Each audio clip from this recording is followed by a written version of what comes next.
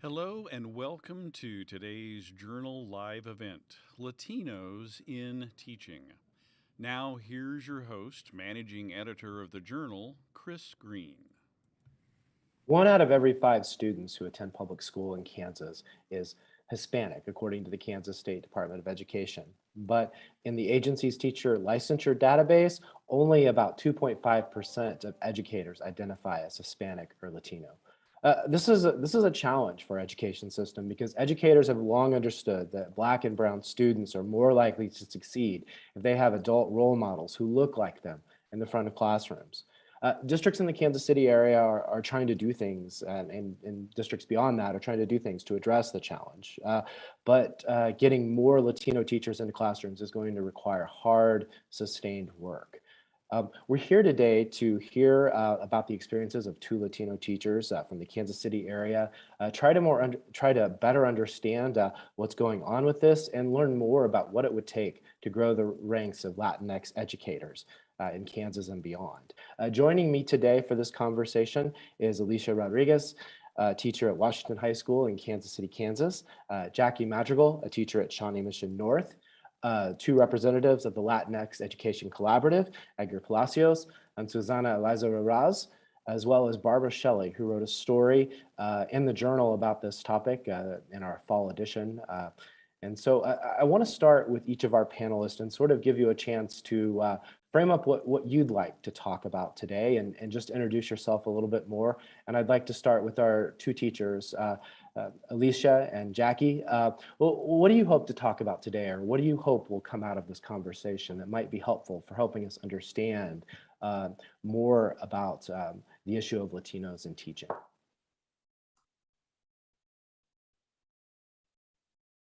I'll go ahead and start. I think that I would really like to discuss how uh, it's an extra burden. I think that's an unseen burden for many educators of color, and I know a lot of people see us as resources, but I would just kind of like to brainstorm some ideas as to how it doesn't have to be so much on our shoulders and how other district or other personnel can help us carry that load.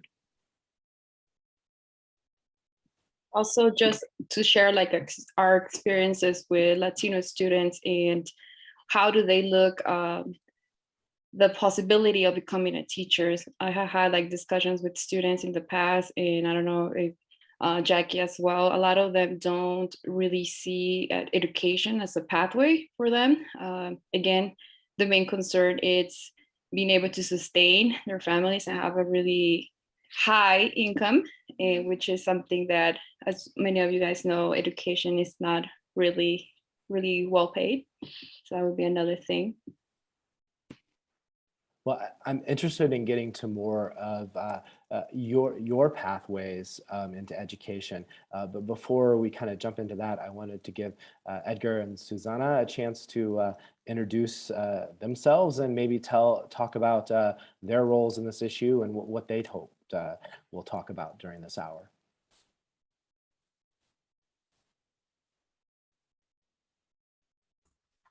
Susana and I are doing a dance of who's going to go first. So I'm actually going to ask Susana to go first. Sure. My name is Susana Elizarraraz. I'm the Vice President of Educator Supports of the Latinx Education Collaborative.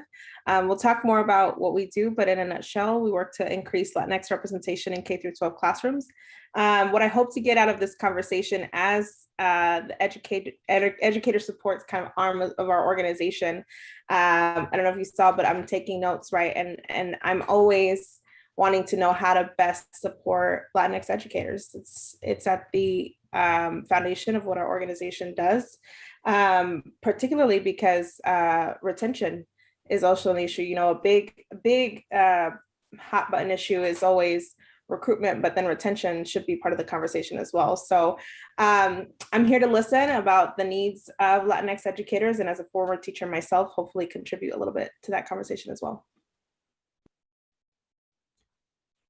And thanks for that, Susana. And I'm Edgar Palacios. I would say I come from a community kind of based approach. I'm not an educator myself, But what I do know around this work is that our Latino student population is growing exponentially, not just in Kansas City, Missouri, or in the state of Missouri, everywhere, right? And so I have concerns that are related to that in terms of Latino student outcomes, what that looks like, what it looks like for the future of our community. And so I believe that teachers are a key and critical way of making sure that our students are where they need to be, and have the opportunities that they deserve in these spaces. And so that was at the genesis of starting an organization like the LEC. Well, thank you all for joining us today, and I look forward to diving deeper into the conversation. Now I want to turn to Barbara Shelly, who's a contributor for the Journal and who's kind of one of the reasons we're here. She wrote the story for the magazine and interviewed all of our panelists who are here today for it. So Barb, maybe you can sort of outline not just like what you think is interesting for us to talk about, but maybe tell us a little bit of the story behind the story, like how did you get into this, and what jumped out for you, and what do you hope that we'll dive into a little deeper that was surfaced through your reporting? Okay, well, so the idea actually came from the Kansas Leadership Center. And I think, Chris, you mentioned it, that, there's this situation with low numbers of Latinx teachers in Kansas, and that, you knew there was a nonprofit in the Kansas City area dealing with this. I had actually talked with Edgar about a year ago about another story. So I knew about them. And early on, I watched a Facebook Live event.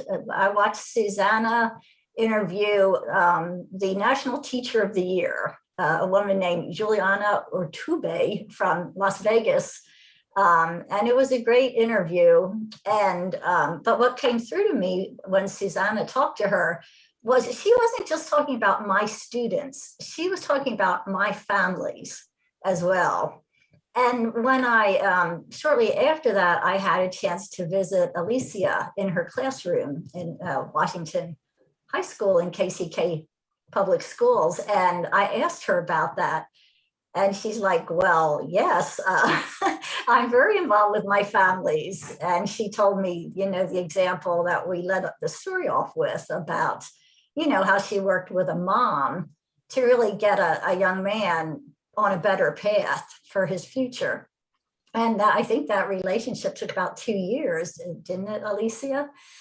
And, so this was a theme. And Jackie just mentioned this. I mean, it is not easy to take on a family's problems along with your teaching duties. That is not something you leave at the end of the day and go home with. And so that was a theme. And then the other thing that kind of shocked me as I got into the reporting of the story is not that there's so few teachers, well, we'd established that, but there is just such low numbers in the pipeline of teachers, not just Latinx or Black teachers, but teachers in general. And I, thought I should broaden this out to other areas of Kansas. So I noticed that Garden City has a very, very large Latinx population of students. And I called out there and I asked someone in the administration if they were doing much to recruit Latino teachers. And he was like, we have trouble recruiting teachers, period. We just were trying to get anybody to come out here and work in these schools. So it is a complex issue and a complex problem. Yeah, and I think that was one thing I took from your story was just how layered. So we already have a challenge with just having enough teachers in general, and then we have this even, greater divide in this subset of the challenge, dealing with Latinos in teaching. So that makes me want to shift to Alicia and Jackie and just sort of talk about, so we've talked about how, there can be barriers to entering teaching, but I'm interested in your stories. Like what drew you into teaching? What made you want to take on this as your profession? I can start. Well, for me, it has been like many factors. I am a first generation. I was an ESL student when I was in 5th grade, and I had a lot of issues through the like navigating the whole American education system. And my answer can be a little bit cliche, but I always wanted to help others. That was like my main thing. I didn't really wanted to have a career where I was gonna sit at a desk and just work in a computer. It don't really make a difference within my community here in Kansas City. I was really navigating, like I wanted to at the same time have a stable career and at the same time help others. And the interactions that I had through 5th grade all the way to my senior year here in the United States, there was always a teacher that made a big difference in my life that affected the outcome of what was ahead of me. There was always a teacher that speaks Spanish at school that I attended, and that person was the one helping my family navigate the educational system. So for me, that was like, I was really thankful for them. My parents were really thankful for that person. And my senior year, I was just having those moments like thinking, what do I want to do? What do I want to do? What do I want to do? Do I really want to do teaching? And some people were telling me, don't do it. You're not gonna have a lot of money. You're gonna have a lot of like troublemakers in your classroom. But all of that people that were telling me all that were not teachers. So they didn't have that experience to like actually like for me to take them serious. It was just comments that I would hear all the time. But I went with my instinct. And at the same time, I wanted to have a plan B just in case that didn't work out. So I went into an accounting internship because I wanted to have that option too. And I absolutely hated it. So that's when I said, I want to be a teacher. That is what I like. I started doing like volunteer service. I graduated from Donnelly, where I took some education courses, and I was like, that's what I want to do. And for me, I believe it has been the best decision I have made because every day looks different. Every day I have a new experience.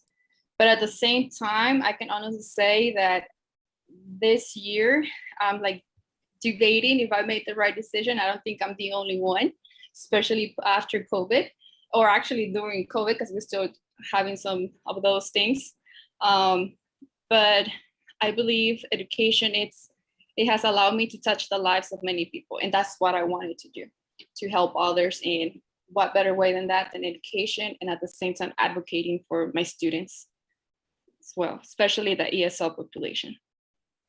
Well, thank you for those comments. And I am intrigued by like sort of, I guess, like some of the peer pressure or the like stories that people tell about teaching that sort of you had to consider, and also kind of want to dive into more some of the challenges you've experienced. But I want to check in with Jackie too, and Jackie is maybe struggling with some Wi-Fi issues. Are we doing well enough to sort of kind of hear? You hear me? Yeah.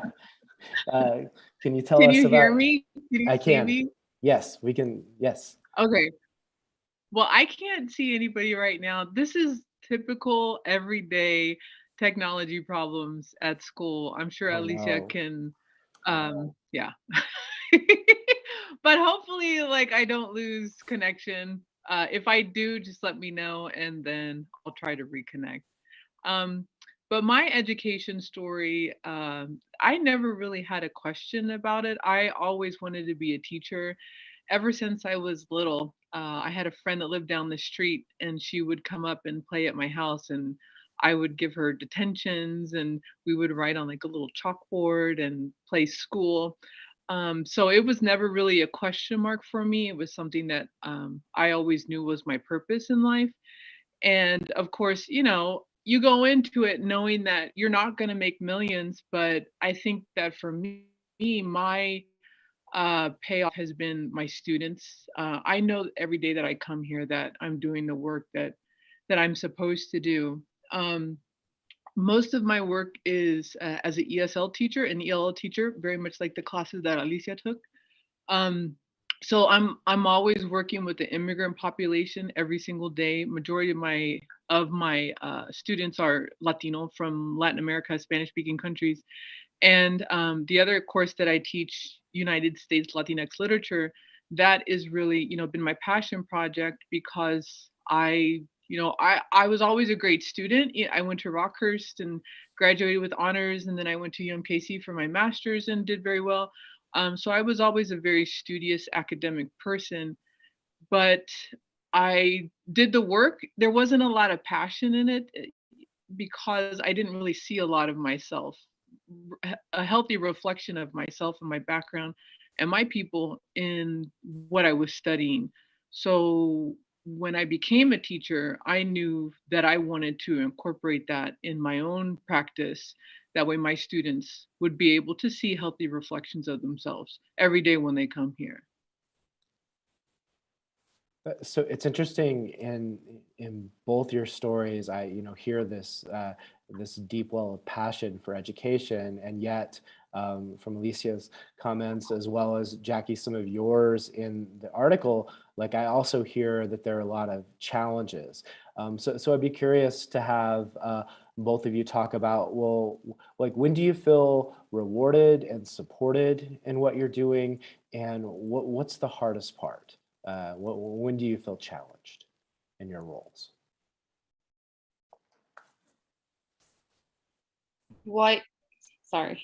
So I believe it depends also on the day, like the challenges that we face. Like I said, every day is different. Right now, what I can say, definitely the challenge that is affecting me right now in the present, it's just the I guess disengagement sometimes from the students that kind of make you kind of feel like you're failing. And also on top of that, you have more responsibilities through your principal, the district. They want you to do more on top of what you're already trying to overcome. And that sometimes kind of gives you the sensation of feeling burnt out. So that will be a challenge that you face. An extra responsibility that I believe Latinos, mostly that speak Spanish, have on top of what we already have. It's translating. I have to sometimes give time for my planning time to translate for an IEP meeting or translate for a parent, or parents will call me. Can you call the office and let them know that my student's not coming, or send an email or something like that. So it's just that extra task that we get on a daily basis, plus the ones that we already have. Yeah, I would definitely echo a lot of the same concerns. For me here at North, I've been teaching, goodness, this is like my 20th year, my 21st, I don't know, I lost count. But I've been in this particular school for a great majority of my time, going on 16 years. And what I'm doing now, I was not able to do when I first started. This is lots of work and lots of commitment on my part to this school and to the Shawnee Mission School District. And probably the biggest struggle for me is this sustainability. Some of the programming we've created, like Familia First, which are a lot of these outreach programs to our Spanish speaking families here in our attendance area, where we are, kind of explaining the ins and outs of school and preparing for college, FAFSA completion, all of these things. And we're presenting it to our families in a culturally sensitive way in Spanish, their home language. But if I leave, that's gone. Who's going to maintain that programming? Also, this class that I've created, it's literally the only class in the United States that you can take at a public school for ELA credit. There's no one else. And if I leave, what happens to that? I think that that's where my main frustration is that these are all wonderful things, but it's all based on the work that I've done. I have always said this, that a program shouldn't be dependent on a person. And I think that it is right now. And that's where I think that, our districts can support us the most by saying, this is a valuable program. We want to make sure that this sustains itself whether you're here or not, because we believe in what this program does and the people, the families, the students that it serves. Yeah, it's interesting, like in your comments, Jackie, and also yours, Alicia, like just how like fragile things can be, and how much like extra work gets put on like fewer and fewer people, which just sort of like exacerbates the problem, because when those people face pressure, like why would you want to stay in something when you're getting run down all the time? It's just and so it seems like making progress on this problem is really important. And you know, the Latinx Education Collaborative is kind of the reason we ended up doing this story. One of our board members at the Kansas Leadership Center, Mary Lou Jaramillo, sent us one of the reports, and I read through it, and I was just really surprised by some of the figures that were in there. And I don't want to like quote them because I'm afraid I would get them wrong for like the number of teachers working in Johnson County, because I'm not sure that I like can really like fathom like just how few that were listed in there. And so I wanted to talk a little bit more with Edgar and Susana about the Latinx Education Collaborative, and you sort of introduced yourself, but you know, could you talk a little bit more about how you started and what are the types of things that you're doing to try and bring more attention to this issue, and also like foster the sort of dialogue and efforts to bring about solutions so that this is something that does change in the years and decades to come? Yeah, thank you, Chris. I think that that's an incredibly difficult question to answer, like thoughtfully and concisely. I think first and foremost, I want to acknowledge the work that Alicia and Jackie are doing, because it's incredibly difficult work. Not only are they expected to move students in growth and make sure that they're there, but they're also sometimes the chief Latino officers of their community, right, of their school. And so any issues that they have within the Latino community are then directed at them. Things that aren't even a part of like their daily day-to-day, or they're being compensated for, or anything like that. And so that's part of the issue. In 2018, I founded the LEC because I just recognized that there was a huge disparity gap. There was no data available locally around it.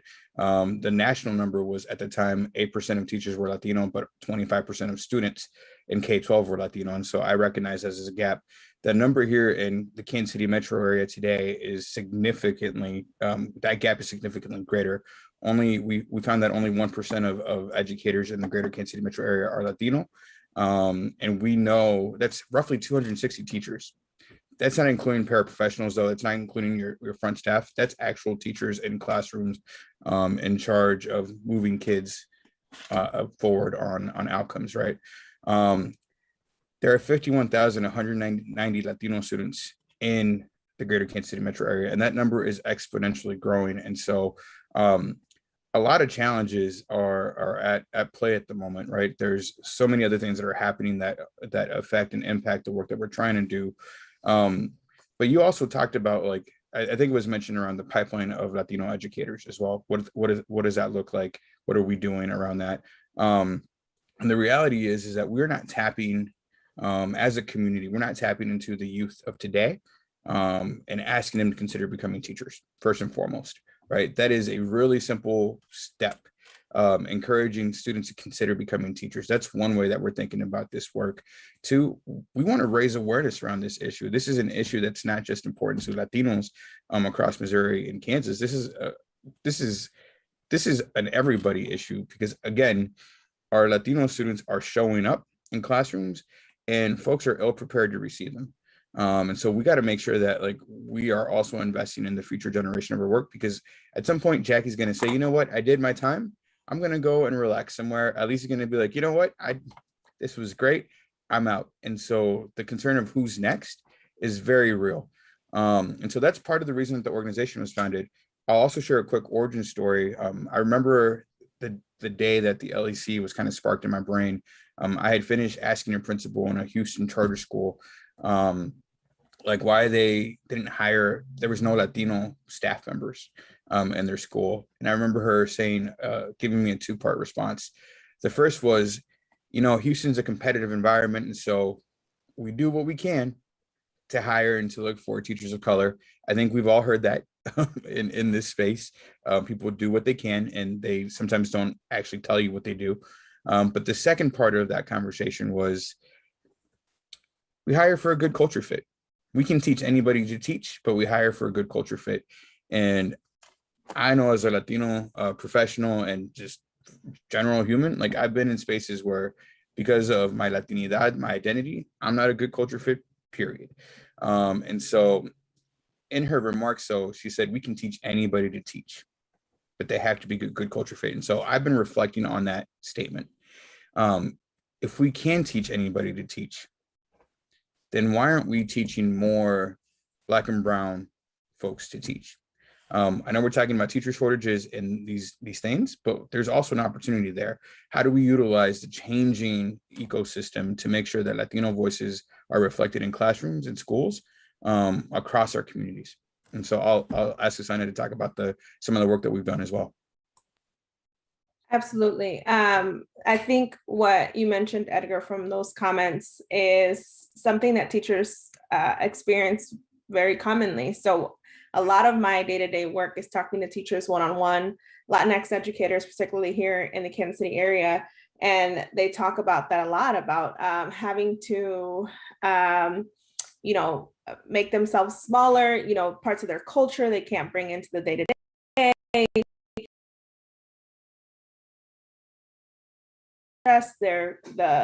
The things that are important to them are not a good culture fit for their schools, for their school districts.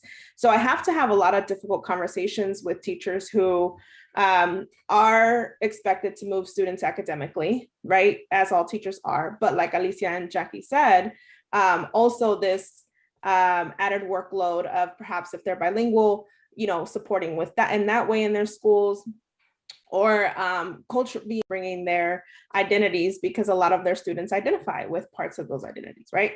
That on top of feeling like, we have to shorten our names, or we have to, we get put on committees for Cinco de Mayo and for Hispanic Heritage Month, but nothing else, or we don't get appreciated for our instructional strengths and our the way that we teach and the way that we engage with our students, and more so are called on for the Latino issues, right? So the work that we do a lot of loving. We do a lot of community building. We give a lot of things, Grubhub gift cards, t-shirts, all the things to hopefully spark some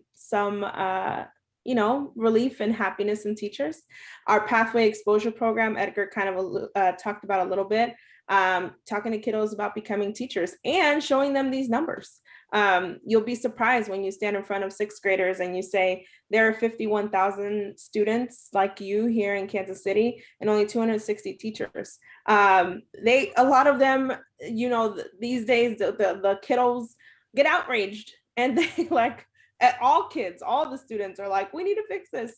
And then kind of our third vertical or thing that we focus on is hopefully supporting districts in that, like Edgar said, that want to go to the next step of, well, we're doing what we can. Let's support you in okay, what are those things that you've already implemented and how can we support you? I am informed by my passion for teaching and my reason for teaching, which mirror a lot of what Alicia and Jackie said. And so it's very grassroots, hearing from teachers on a day-to-day, and then implementing supports based on what we hear. So. Well, thank you both for those comments. So I want to check in with Sam Smith, who's our communications director here at the Kansas Leadership Center, and he's monitoring the chat and questions going on Facebook and YouTube. Sam, any comments or questions that you'd like to elevate at this point in time? Can you hear me, Chris? I can. Okay, good. Yeah, there's a few comments, no questions per se.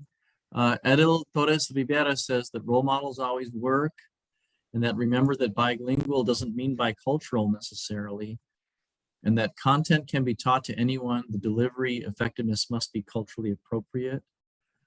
And then Liz Ward, her contribution was that without new faces and perspectives, organizational culture becomes stagnant. So that's where we're at. And we got a nice shout out from the Latinx collaborative, education collaborative on YouTube, but it was just a hooray. So for having this discussion. Well, and maybe this plugs into Liz's comments a bit, but we talked about the benefits to Black and brown students of having people who look like them at the front of the classroom. I just wonder, like, are there benefits to all students, like being able to see different people from different backgrounds at the front of the classroom in authority roles? Because it seems like the direction that our society is heading in is that's what life is going to be like. I'm just wondering if anyone has thoughts on that, or anything to add, or how does that land with you? Actually, I want to speak to one of the comments around this idea about being bilingual. It does not mean you're bicultural. And I really like that idea, and I want to kind of push on that thinking a little bit, because Latinos, I think we say this in certain circles, but Latinos are not a monolith, right? And we are incredibly diverse, from political opinion to where we're from to what languages we speak. Not always Spanish, not always English. There are plenty of indigenous languages that are spoken across the world and within our community, right? And so I want to actually elevate that, because even in saying that we're advocating for Latinos, we also have to recognize that Latinos don't look like one thing or just one thing. And so I appreciate that comment. I also got pushback from saying bilingual, bicultural one time, and they're like, maybe thinking about it from a multilingual, multicultural perspective is a better approach to that. So I offer that to you all as well. I'll pause. I lost that second part of the question, Chris, so my apologies. No, that's okay. Does anyone want to weigh in on bilingual, bicultural versus multilingual, multicultural, or this idea of what's the benefit to all students of seeing people from different backgrounds leading at the front of the classroom? I think go ahead. Sorry. I think we're probably going to say similar things, but you feel free to jump in afterwards. Chris, to kind of address the benefits for all students. So at the core of what the Latinx Education Collaborative does, and our why, is that there's data that shows that Latinx students are more likely to graduate high school, pursue post-secondary when they have Latinx educators. There's a recent study that just came out of California about how Latinx students are more likely to come to school. It was about high school students, and if they have a Latinx teacher within their first several periods, their first period or second period, they're more likely to come to school. I know attendance is a hot thing in schools, so that should say something. That translates across the board. So all students, regardless of their race and ethnicity, are more likely to graduate high school and pursue post-secondary when they have a teacher of color, not just a Latinx educator, right?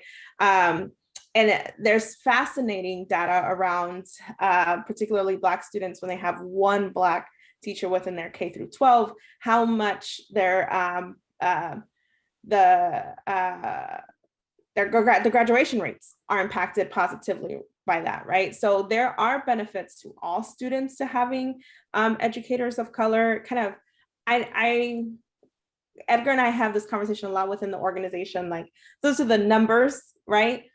There's also the qualitative, right? The stories we hear all the time from students. Actually, right now, we're having our Latinx Educator Award nominations going on. And we have students who will nominate their Latinx teachers. And the things that you'll hear about the teachers, I mean, we love like capturing all of those comments and just hearing the impact. The numbers are one thing, right? Graduation rates, post-secondary, attendance, all of that. A whole nother world to it that isn't appreciated enough are the stories of love and care and nurture and dedication and all of that as well. So. Well, thank you. I understand from Sam that we might have another question from YouTube this time. Yes, that's correct. Thanks, Chris. The question from Bobby Berry is, how do teachers of color change the narrative that we've heard for so long? that teaching doesn't pay well or go after high paying jobs.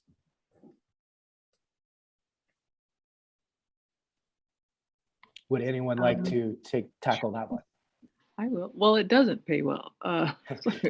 We, this is like common knowledge. But I always tell my students, you know, I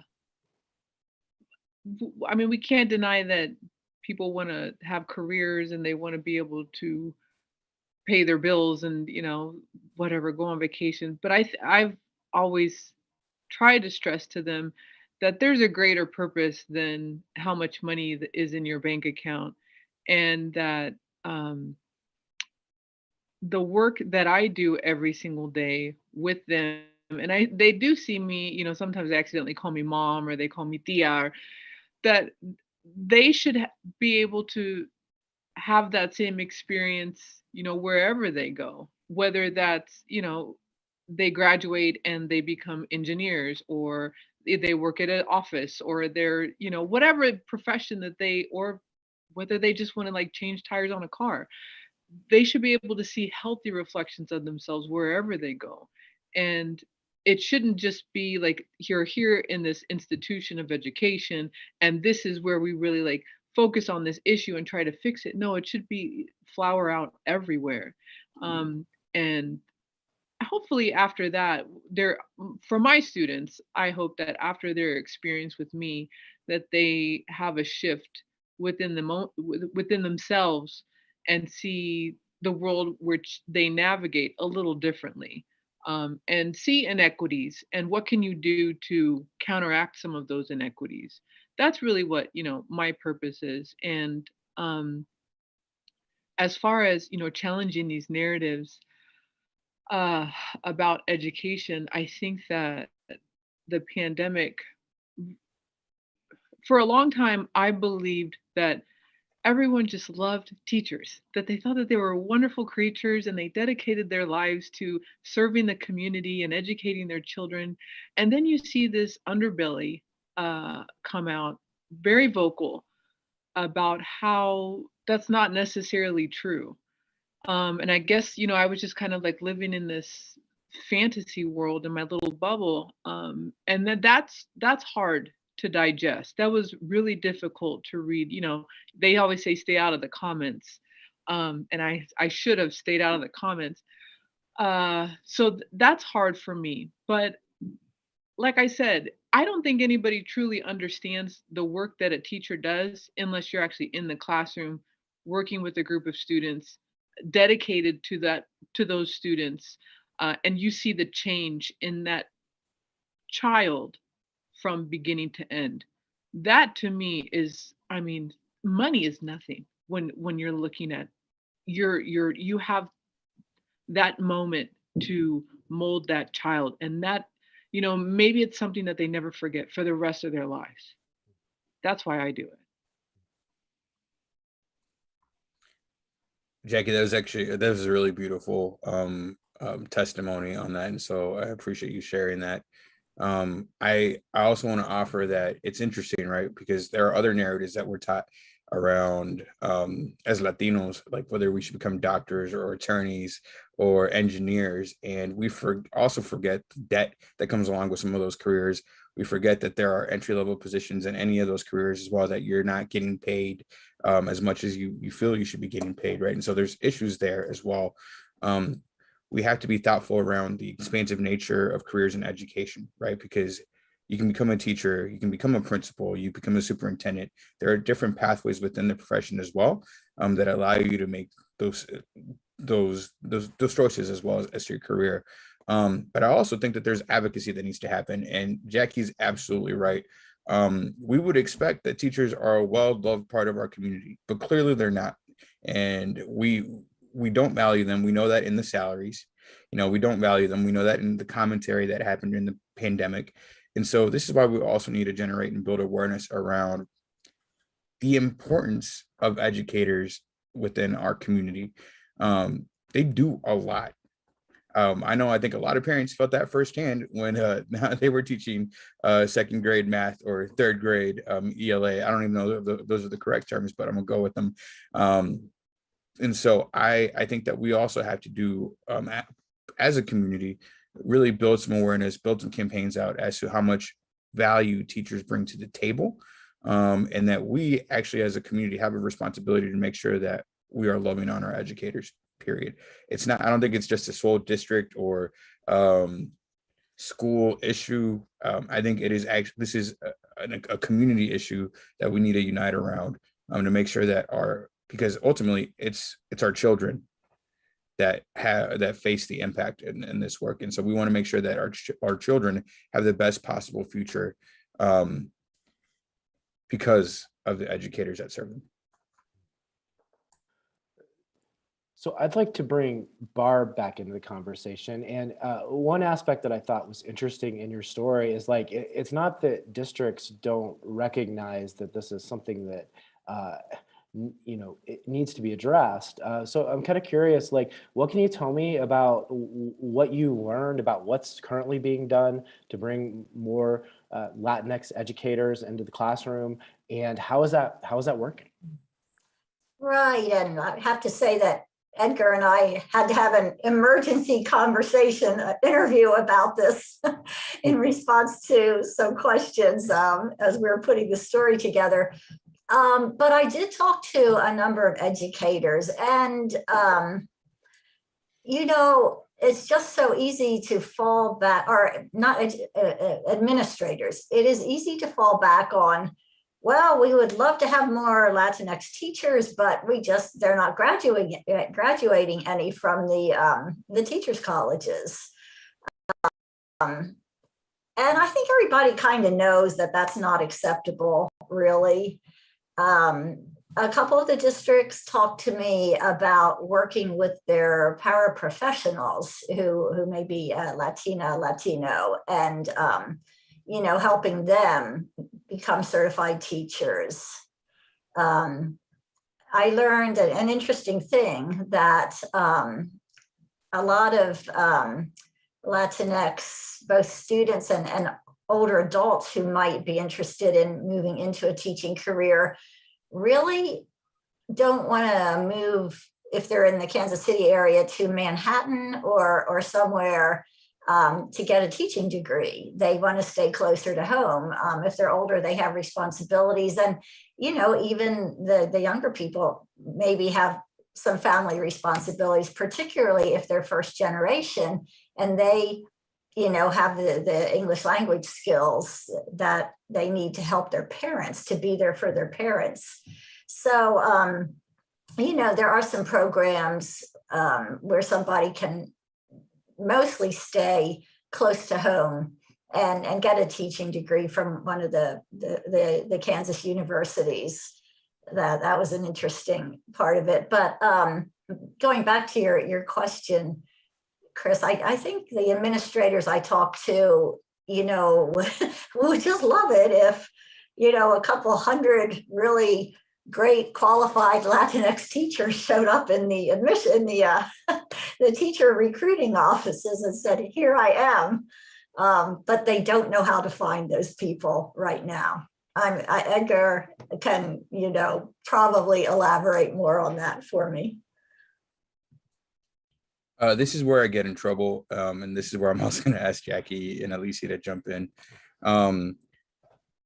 So the numbers are the numbers, and numbers clearly state and show that the Latino students who are currently enrolled in education programs at institutes of higher education are nowhere near enough to close or make a dent in the gap that we are currently experiencing. And so administrators are not wrong. Right, like, where do I find that group of 100 Latino educators who are ready to go and are well prepped and ready to do all these things? That maybe doesn't exist at the moment. What I challenge folks on is the gap is real. The disparity is there. And so what programs and ideas are you implementing today to make sure that we start closing the gap in the future, first and foremost? And I think we need to have a significant paradigm shift in this conversation as well. Like, we need to stop talking about recruitment. It's part of the equation, absolutely. And it is part of the immediate wins that we could have. You can maybe recruit maybe 1 or 2 or 3 additional new Latinx educators a year, sure. But what are we doing to build the communities of belonging in our schools and our districts and in these spaces that Latino teachers and Latino students feel welcome, feel like they belong, feel included, and have the resources that they need in order to be successful? Because I will tell you, the best recruiter that you have on your team for Latino teachers is a happy Latino teacher. And so how are we supporting the folks that are currently in those spaces to make sure that they're talking to their friends and their family and be like, we want to, you know what, this is a really great opportunity. I love it here. Come join me, right? And Alicia, Jackie, I don't know if that makes sense or not, but it's a running theory that I have. I've had lots of conversations and emails back and forth with HR about this very issue and the board. They are very aware how vocal I am about this issue because of what I was talking about earlier, the sustainability of the programs that I've created here at North, because I want desperately to mentor someone to take this stuff over. And I wouldn't feel comfortable leaving until I know that this work will be able to be carried on. And I think that with in particular with Familia First, what we've done here at North, it's research based. Everybody loves to throw that term around, based on the premise that you engage Latino families because you go to where they're at. You don't expect them to come to you. A lot of the recruiting has not changed since I was recruited 20 something years ago. They have the job fair, whoever shows up, you cross your fingers and hope that you get an educator of color. That's not working, obviously. I think that you go to where they are. They're there in college. They're at Latino student unions. They're at their student organization, Latinos, Luna. There's so many different organizations at those universities. Why aren't they going to where they're at and plant that seed? Oh, you haven't declared your major yet? Why don't you think about education? You have a job waiting for you. They're there. So I think that this, it's an excuse really, like, oh, well, they're not coming to our job fairs and, no one's applying. I think that, like you said, Edgar, is shifting the paradigm, shifting how we're thinking about recruitment, how we're thinking about retention, how we're thinking about growing our own. And there has to be commitment to that work, because if not, it's just a lot of talk. And I think it also has to do with like empowerment of the Latino students. If I can talk about my personal experience, when I was deciding if I wanted to become a teacher, one of the main things that kind of made me doubt if I really wanted to do it was not being able to speak perfect Spanish and not receiving the respect from like my coworkers, my students making fun of my accent or things, those little details. But that was when I was a senior. However, when I started going to UMKC to complete my education program, I was the only person of color in my classroom. And people will make comments about like my accent, or without them telling me that I was different, I knew I was I don't want to use this metaphor, but I was like the bean in the rice. And it was something that stayed with me. And what really helped me to make my final decision that I wanted to become a Spanish heritage teacher was getting some classes that had to do with Latino Studies minor. Once I started learning about people in the United States that come from similar backgrounds as myself, that's like, there was people before me that also went through different things, different stages, and they were able to do good things. So maybe I'm able to, even though in my other classes, I'm the only one that my mom has beans and rice at home, and we're gonna have carne con chile. And once my classmates go to home, we'll go to their dorms, because I didn't have a dorm, I will stay home. I know I was different, but that was my empowerment. Like, I have my ancestors did a lot of things best, and I'm able to do the same thing. And that's what I try to do also in my Hispanic heritage classes. I like to share like my personal stories. I like to kind of I would also like to start like the very first week of my school talking about how many times have you heard about Cesar Chavez? How many times have you heard about your ancestors in your history classes? How many times have you learned about Latin America in your geography classes? And they're like, never. So they're always learning one part of the history, but they don't get to learn about their ancestors. And they see themselves as, like I used to feel myself, like not belonging and not having that power to be a leader, where the rest of the people surrounding me are different than me. And sometimes we have to work harder, twice as harder to get to where we are. And that has to do with just the stereotypes, has to do with our own personal beliefs that we have about ourselves. And it has to do with also like the responsibilities that a lot of the students have. Some of them already have kids, for example, that also kind of adds more to it. So it's just a lot of it. Chris, can I jump in there about how much of a like literal summary or testament that just was? Because Alicia is talking about the Latino Studies being her push, like, okay, nope, here are my people, I got it, like I can keep going. That is that 16-year-old in high school who walks into Jackie's class oftentimes, right? That can be that 12-year-old who was in my 6th grade classroom, who's like burnt out, maybe isn't feeling like school is a place for them, right? And we're talking K through 12, right? If you look at the graduation rates for our kiddos from with high school diplomas, right? That's a somber number as well. So it almost just came full circle with Alicia talking about her experience with the Latino Studies. That is a lot of our families and a lot of our students when they walk into our schools and our classrooms and they see us and they're like, whew. I mean, we could tell story after story after story of families who finally have gotten access to information about their kids' educational journey because they can communicate with someone. I mean, I can't imagine,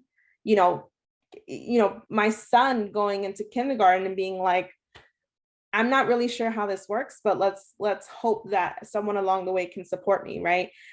So Alicia, I honor that story you told, because it's a lot of that affirmation of our culture and our identity that helps us keep going. It's a lot of what Latinx teachers do for Latinx students. And I also like to share this with my students too, and how a lot of the times, especially being at urban school, how a lot of the times they like to complain, oh, like this teacher sucks, oh, the school sucks, like it's really ghetto, like they try to like talk down on themselves, talk down on the school. And sometimes I like to ask them, like, and what are you doing to change that? What are you doing? You can just kind of give them as an example of how much things could change if they take on the challenge of either becoming leaders within their school in clubs, starting with clubs, or just trying to start advocating and making them be more interested in education and how they can become the agents of change of their schools, of their school systems. Because I think also that I have so many factors that make me be a teacher, and that was one of them too. My mom being scared that I was going to be recruited by a gang here in Kansas City, Kansas, in this public school that I was supposed to go to. She worked extra times, extra hours to be able to pay for a private school.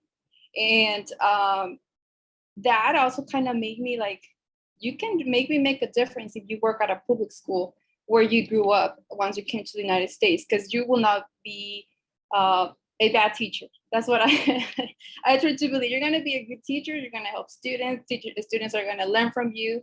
Once you start learning about Latino studies, you're going to be able to share these things with them, and you may start making a difference. And that's what I tell my kids, like, you can make a difference, but it's just up to you, and make sure that you want to continue and make a change in your school. Well, thank you for those comments, Alicia. So before we gotta get into our closing 5 minutes, one of the things that's sort of come up are different responsibilities and roles that we have to handle. And our friend Edgar had a family responsibility, so he has left our discussion, but said Susana can kind of offer closing thoughts related to the views of the Latinx Education Collaborative. So like I find myself like, 5 minutes left, like really wanting to like have some solutions to this situation, like see things like what but I also know from like being trained at the Kansas Leadership Center, like, really complex problems like this, what we call adaptive challenges, like they have like a mixture of things that can kind of be fixed quick, like things that we know we can do different. And there are like these bigger long-term challenges that could take years or decades and require engaging people differently and learning different things. And so I kind of want to, put to our panelists for these last 5 minutes, like what's something like that we could do now in Kansas and Missouri in this country that like really might help make this go forward, and what's something that we really need to work on that's longer and deeper, that is really going to be crucial to sort of like moving the needle on the challenges that we've discussed today.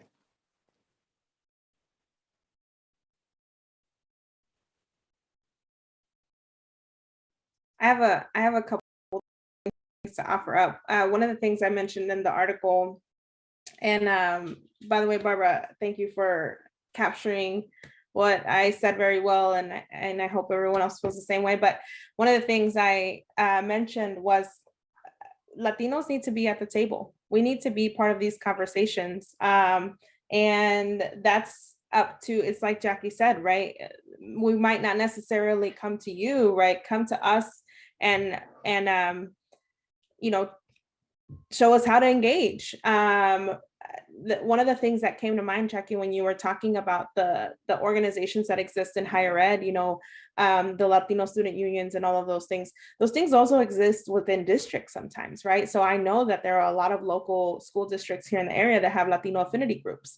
So kind of a once a month or once a quarter, the Latinx educators get together and, maybe have food and talk and vent and all the things, right?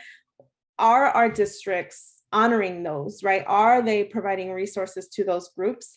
I will say in most cases, no. Like particularly the resource part, right? If anything, it took a teacher or a group of teachers to band together and say, hey, let's get together every 6 weeks and just chalk it up and stay connected. And because a lot of what you're struggling with, I'm struggling with too. It's kind of the premise of the Latinx Education Collaborative, right? But it's happening in little pockets all around the city. And those spaces aren't being, honored and capitalized on, right? Like perhaps there should be district officials at those meetings and sitting back, one of the things I said in the article, like, let us talk, let us have the space to talk about our experiences and about what we hear from our parents. A lot of what we hear from our parents isn't, getting up to the principals and higher ups. So let us have the space to talk. But I think in a lot of cases, we're in an era of our society where diversity, equity, and inclusion is a new really popular word and term. And a lot of institutions have established new departments of DEI, right? One of my suggestions for them would be to get us at the table, not make assumptions about who we are. You can read our reports, right? And conceptualize them the way that you do, but until you sit down and listen to the stories on a consistent basis, you won't really have a great gauge of what Latinx educators need and Latinx students and people need in Kansas City, Kansas and Missouri. I'm going to jump in because the bell's going to ring in like 30 seconds. So I'm going to try to do this really quickly. Sorry, Susana, to cut you off. But I think that, these conversations are hard. They're not always going to be rainbows and sunshines and everybody feels good after they leave these difficult conversations. But it definitely needs to be heard. We need to feel uncomfortable so that we can work through these issues. I would love to see someone, at a district level where they're charged to ensure that this work is done and that the voices of your very few Latinx teachers, there it goes, is heard. And, that if there are these, for me, my time is my most precious commodity, considering that I'm going to have kids banging in here in 1 minute. So I think that there needs to be, we all talked about how you're not going to make millions, but compensate your teachers for the extra work that they're putting in, because it is above and beyond what we're asked to do. So I think that if you really want to commit to the work and you really want to show that you're dedicated to it, then there has to be, you have to meet halfway. It can't just be us, barking and saying, we need this, or we want this, or this is how you fix this. Well, let's see you meet us halfway so we can actually produce something that's viable and sustainable. I'm going to have to go. Well, thank you for those comments, Jackie. This is the first real hard deadline that I can imagine where there's an actual bell ringing telling us when to stop. So I want to thank all of our panelists for joining us for this edition of Journal Live. It's our last one of the year. We'll be taking a break. We're excited for this one. Claudia Amaro, a member of our teaching team, is going to be translating the story on klcjournal.com into Spanish, and this video will also be made available with Spanish subtitles. So we hope that the archived versions of this video in English and Spanish will continue to be a resource for people to understand this issue better. So thank you to our panelists again. This is a great conversation. I look forward to following up in the future, and we'll see, enjoy your holidays, and we'll see the rest of you next year sometime when we'll have a new slate of offerings for Journal Live. Thank you so much.